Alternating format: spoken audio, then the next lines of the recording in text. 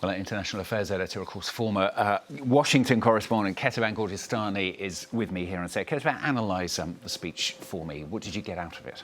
Well, really, the main takeaway for me was that Donald Trump did what his team and especially his chief of staff, Susie Wall, has been trying to get him to do for months now, which is focus on domestic issues, focus on the economy, focus on immigration. And he did pretty much that. Why the economy and immigration? Because those were two of his biggest strengths during the campaign. That's what brought him back to the White House. But these two issues are also the two issues on which he has lost a lot of ground in this first year in office. So he focused on the economy. He talked a lot about how great the U.S. economy was doing.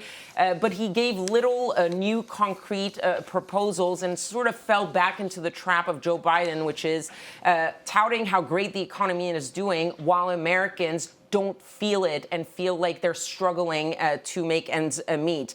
The focus on immigration, he focused quite a bit on closing down the border, which is the part of his immigration policy that Americans still support. He stayed pretty clear of the sort of domestic immigration crackdown through ICE, through Customs and Border Protection, because that is the part that is less something that people actually like. But he was surprisingly disciplined, surprisingly on prompter. We know that Donald Trump usually likes to riff off and go on tangent. He didn't do that too often.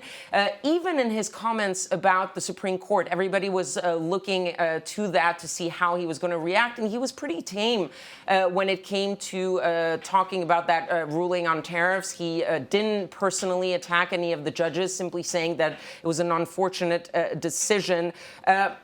What was very clear is that the message from Republicans and from his team was pivot to domestic. And what was really missing from the speech was foreign policy for a president who has met with so many foreign leaders, taken so many trips abroad. There was very, very little on foreign policy, little on what he's planning on doing with Iran, and barely a mention of Ukraine on the 4th anniversary of the Russian invasion.